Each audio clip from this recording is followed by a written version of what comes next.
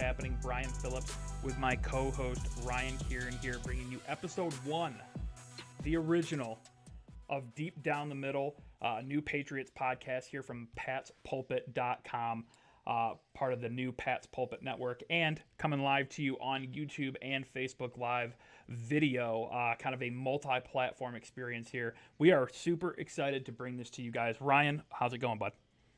I'm good, Brian. How you doing? I'm excited to get this thing off the ground. This is going to be great, man. This is going to be really cool. And guys, so here's the format. We know there's a ton of content for you guys out there, specifically Patriots podcasts. So we figured, why the hell not throw one more on the pile? But a little different format for you guys. We wanted to keep this brief and abbreviated. Think of it as dog walking format. Just, you know, if you have a quick commute to work or you're taking the dog out for a walk, we want to make sure you guys can get a deep dive into some issue that's affecting the Patriots in the NFL. We're going to be doing things a little differently in the sense that we may be touching on some broader topics like analytics or coaching changes or scheme changes or things that are changing around the league from a rules perspective, or trends that we're seeing in play calling.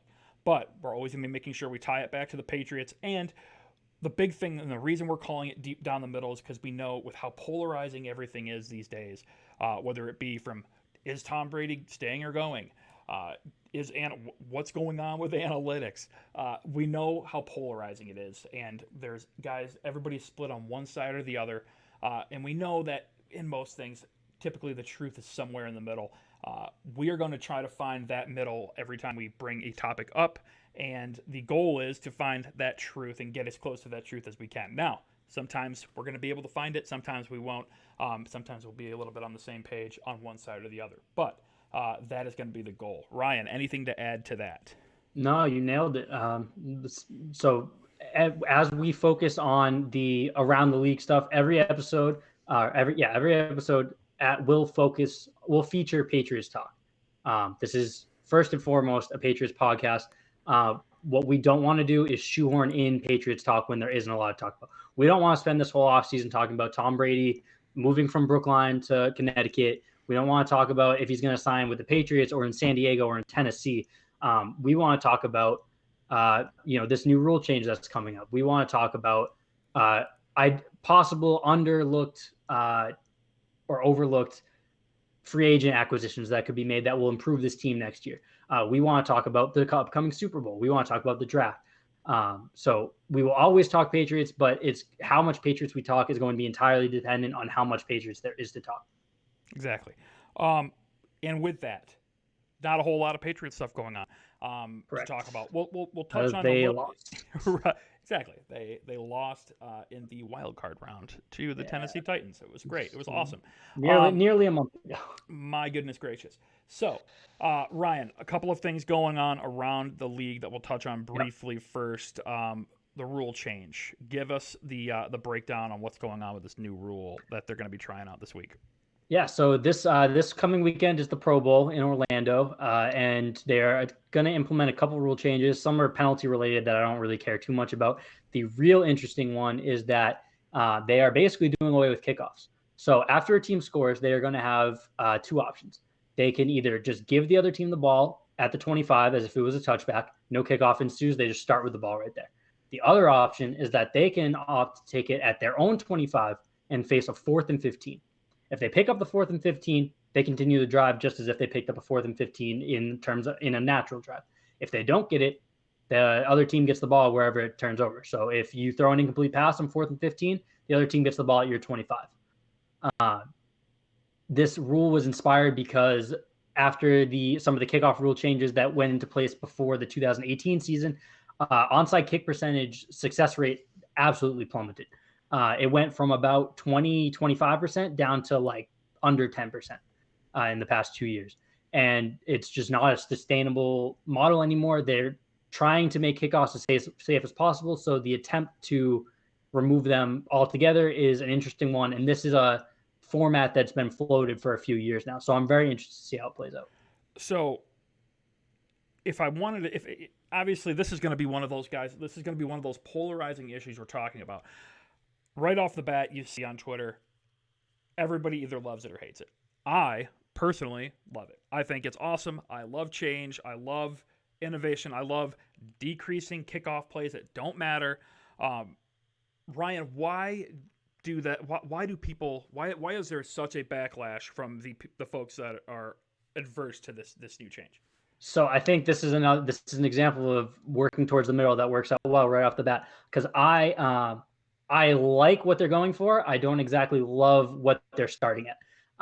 I don't like getting rid of the kickoff automatically altogether. I think there's a lot of very interesting and nuanced stuff that goes on in the kickoffs that football will miss if it gets rid of. So I would prefer that the option be either you kick off as normal or you get a 4th and 15 from your own 25. Whatever they decide to do.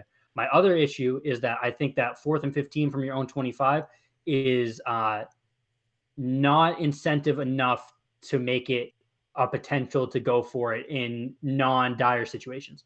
Like I would like to see this to be like the 2-point conversion where it's incentivized just enough that not that it's going to be overly successful, but just enough that it's certain aggressive teams can decide to do this, after they score to go up 14-10 in the second quarter. I want to see situations like that. I think that 4th and 15 from your own 25 is so risky, and the likelihood of success is low enough that no one's going to use this unless it's a dire situation where you would use an onside kick as well. Right. I think something like right. Go ahead. Well, I think that's the goal of it, right? I don't think they're trying to. I don't think they're trying to really change the strategy of format of the game. I agree with that. Which I think is cool. That's fine. Totally fine. Which is why I think you're right when you say they're coming at this from a down the middle perspective, where this is really splitting the difference. I feel like between this is not what the game was made for. This is not what the original rules intended. It's football. You kick it with a foot. That's not the spirit. That I think you and I both subscribe to when we look at innovation and changing things, and it's clearly going to affect. It's clearly going to cut down on the number of guys running down the field at full speed at each other, which is a problem. Which 100%. Is a problem at every level. But I think you're right. I think you hit the nail right on the head with you could extend it a little further out. What were you talking about? The 30 or 35 yard line? I was thinking, because if you complete a 4th and 15 from your own 25, you're getting the ball at a minimum at the 40. So you don't want to do it at from your own 40 where you're already almost in field goal range if you get it. But if you bump that out, and I don't think you want to drop it to like a 4th and 10, because I think the odds of picking that up anywhere are just a little bit too high. I think 4th and 15 is the right number. I think if you went 4th and 15 from your own 30 or maybe even your own 35, where you're converting it, you're at midfield, you're not in field goal range, you still have to pick up at least 1, probably 2 more first downs to get in field goal range. I think that would incentivize teams to potentially go for it a little bit more in non-conventional situations, which I think would be good for the game. Fully agree. We have talked too much about rule changes already. Here we go. We're sticking to the format here. Yes, let's get into it. NFL news. In other news, there's a big game coming up in a couple of weeks between the 49ers and the Chiefs. Maybe you guys have heard of them. Maybe you guys have heard of Jimmy Garoppolo, the quarterback for the San Francisco 49ers, and Patrick Mahomes, the quarterback for the Kansas City Chiefs. They are fairly good players. They're very good teams. We are very excited. We'll talk more about that next week. Yes. There's your down the middle take. Yeah.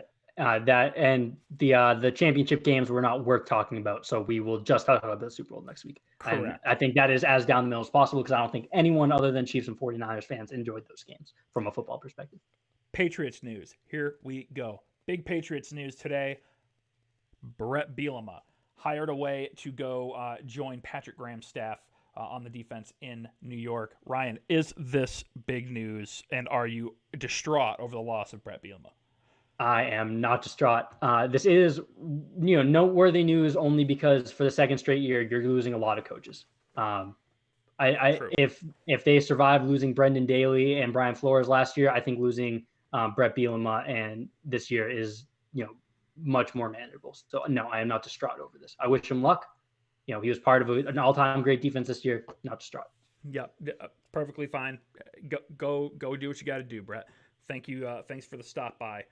Foxborough. Vinny Cincinnati, hired in from Alabama, former Patriots player. We know that. He's obviously going to be what you'd assume is helping out with the special teams, especially in the wake of the departure of Joe Judge, going to join, obviously, New York. Big exodus to the Giants there. Always been a big connection between the Giants and Patriots organizations there. Yep. Ryan, is this big news? Former Alabama player, former Patriots player. He's probably smart. He was a safety. Safeties are generally smart. They're like the secondary quarterbacks of the defense a lot of the times, if not the primary quarterback. So, we'll see. There's no track record there, so we'll see. True.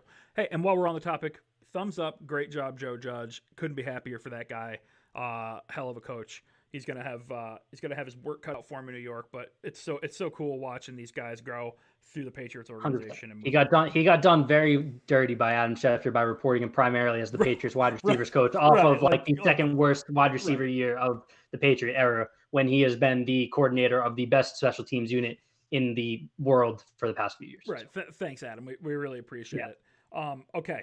Moving into the Patriots offseason, and we're not going to touch on, like I said, we're not going to touch on every single topic every single week. We want to touch on just a few key things that we're focused on. And this week, we are focused on the two biggest departures outside of the quarterback position in New England. Ryan, we've got to talk about Joe Thuney. Do you give Joe Thuney the bag?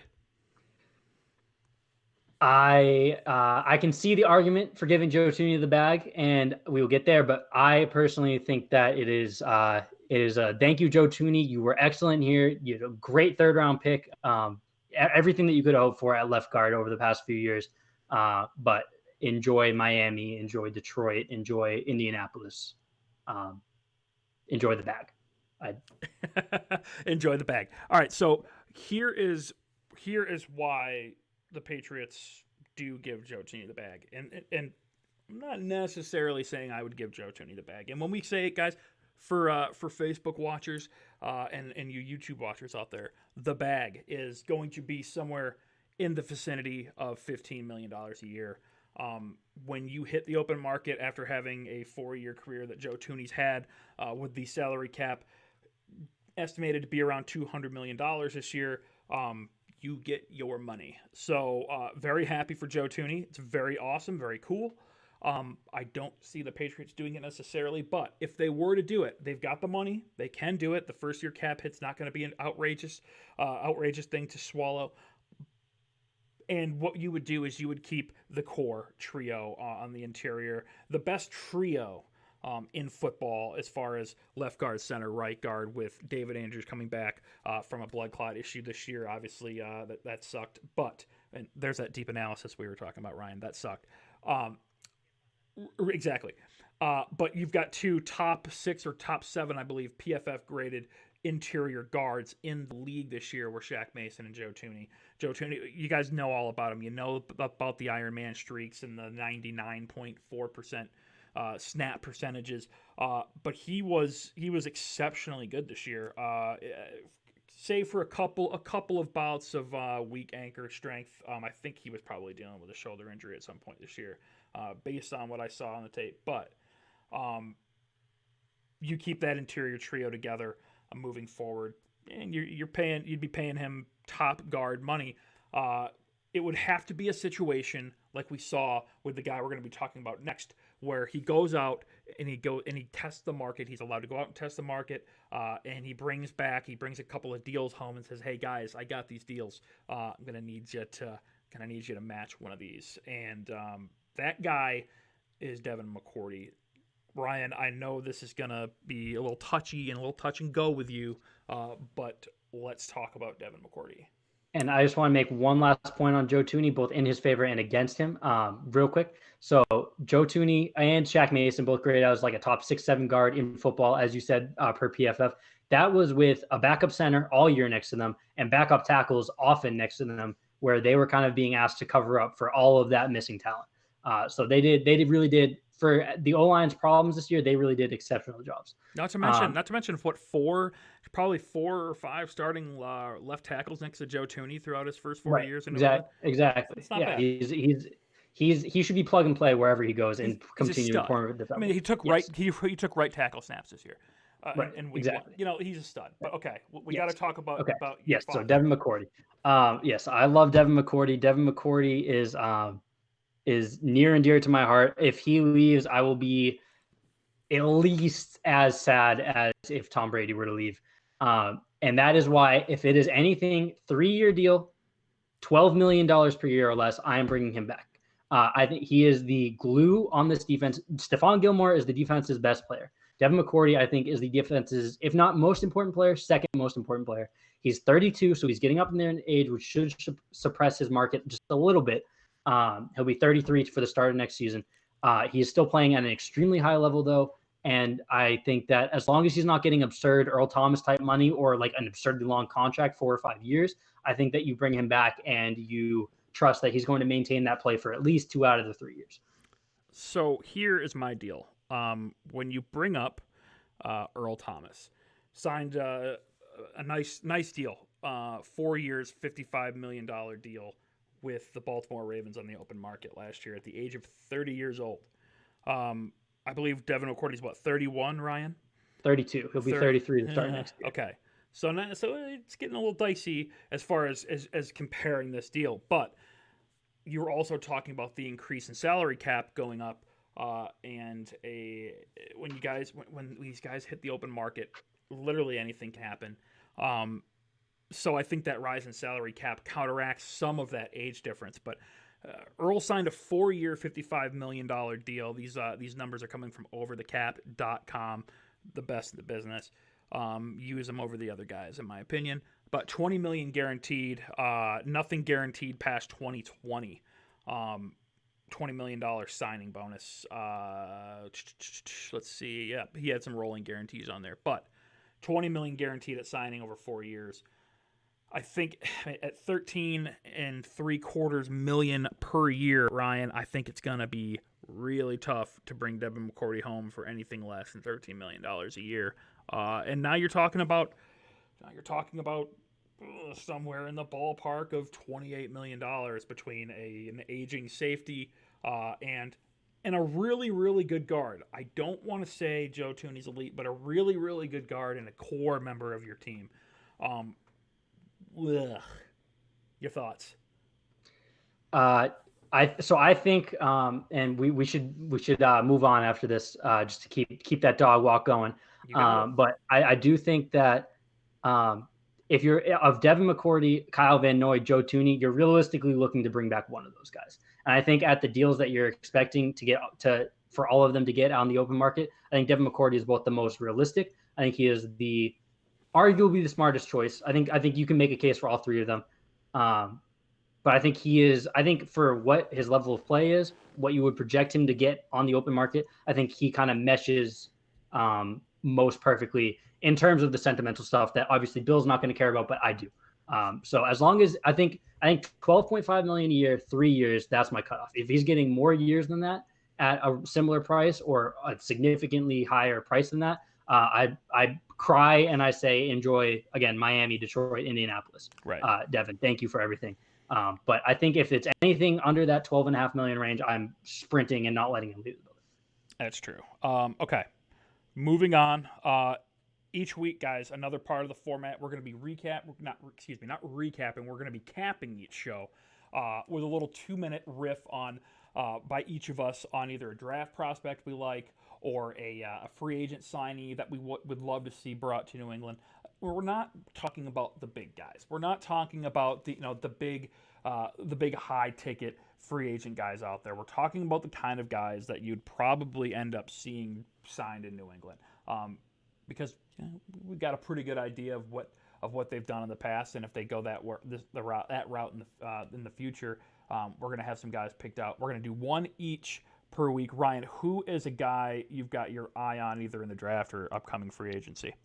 Okay, so I'm actually starting this off with a potential trade scenario.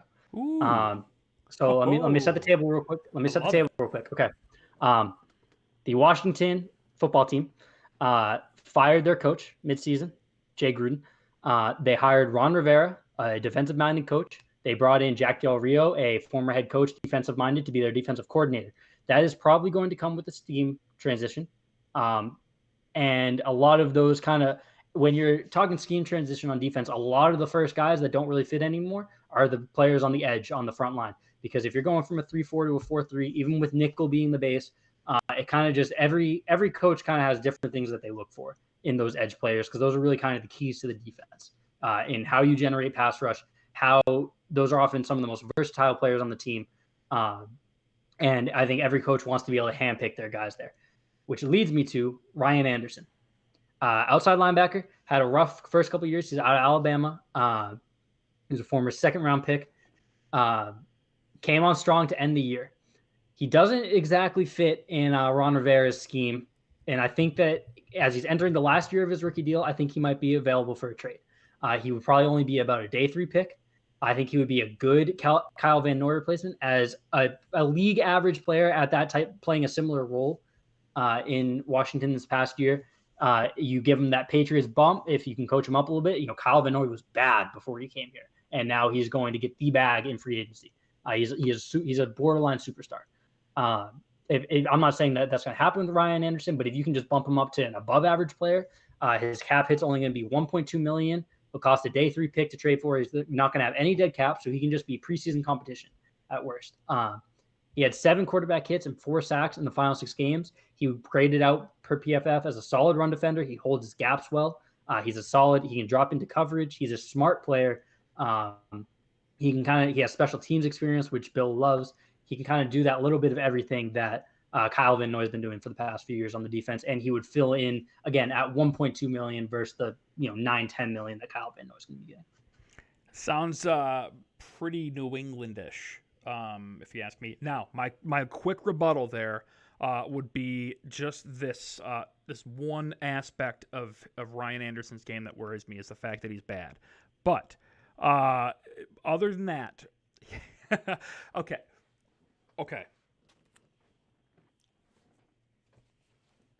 Okay, so this, well, that's fine. That's completely fair. That's what you're going to get with a $1.2 million player. That's not even 1% of the salary cap coming up this year, obviously. Okay, math, deep analysis and analytics, math. But now my take is based solely on the fact of his Alabama tape, which was literally 100 years ago. So he was a little stiff back when I watched him in Alabama. That's it. That's literally all I watched.